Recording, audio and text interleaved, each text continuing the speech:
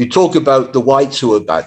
You've got evil people in the US, blacks like Ralph Bunche, who was partially responsible for the murder of Lumumba, a diplomat. Obama, responsible for the death of Gaddafi and the reintroduction of slavery into Libya. You've got people like Colin Powell. You know, color doesn't mean you're on the right side.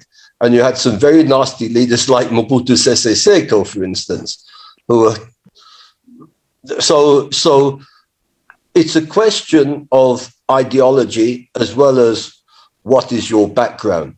And again, if you look in the North, three of our greatest Pan-African leaders were Ben Bella, Nasser, and Gaddafi.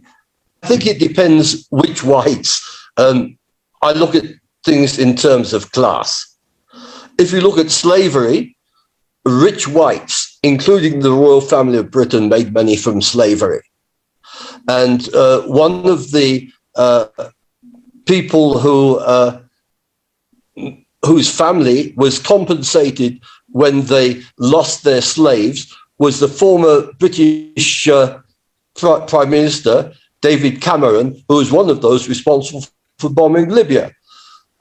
Myself, I'm from a working class family. You talk about land in Africa. If you know the history of the British working class, we were deprived of all our land. In Africa, the colonizers usually left you with a little bits of poor, stony, sandy land. We were left with nothing. That's how we became a working class. We were deprived of our land completely. So to me, this is not just a question of race. This is a class question. I just do want to come back to Tendai because he's talking about state-of-the-art hospitals.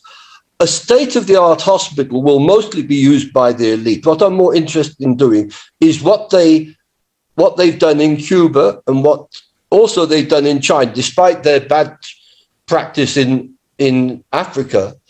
And that is to make sure that health is available to all.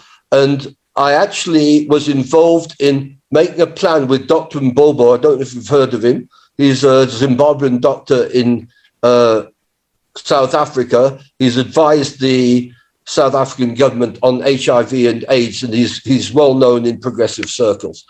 And what we were talking about is setting up in Zimbabwe, it can be done in other countries, district health committees, which are there among the people, will teach people better hygiene, will teach people how to grow foods which are more nutritious, including traditional herbs and other herbs which are imported, because what we were looking at was providing, and this is a very viable, is in rural areas providing mobile clinics which would go round and where we couldn't deal every day with all the health issues, the local health committees would deal with, and then more serious cases would be dealt with by the traveling clinic, and these have been established elsewhere.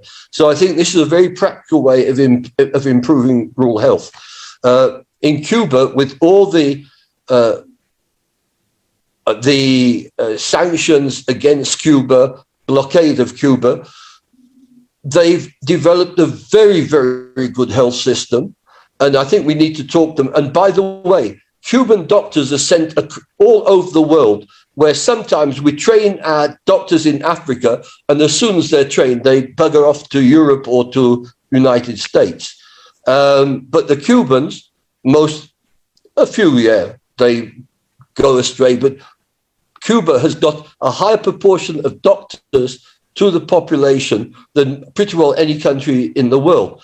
And so whatever else is wrong, they've got an extremely good health system. So this is the kind of thing we need to be looking at in Africa. So if there's money for health, let's see if we can establish rural health committees, barefoot doctors, if you like, combine Western and traditional medicine, and teach people better diet, to use condoms, all these things which can be done and which do require quite a bit of funding.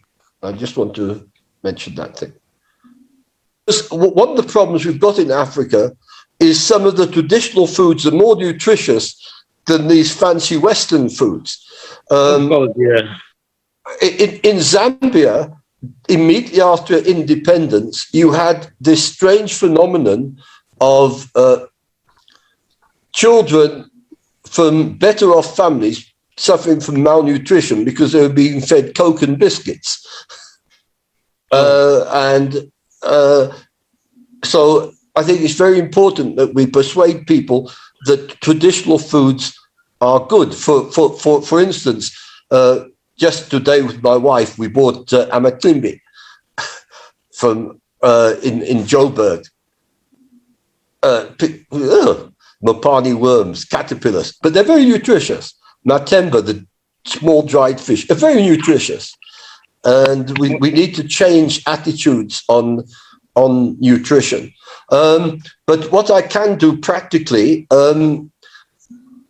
these guys here, these comrades have got my contact numbers, and the person who we should really talk to is Dr. Mbobo.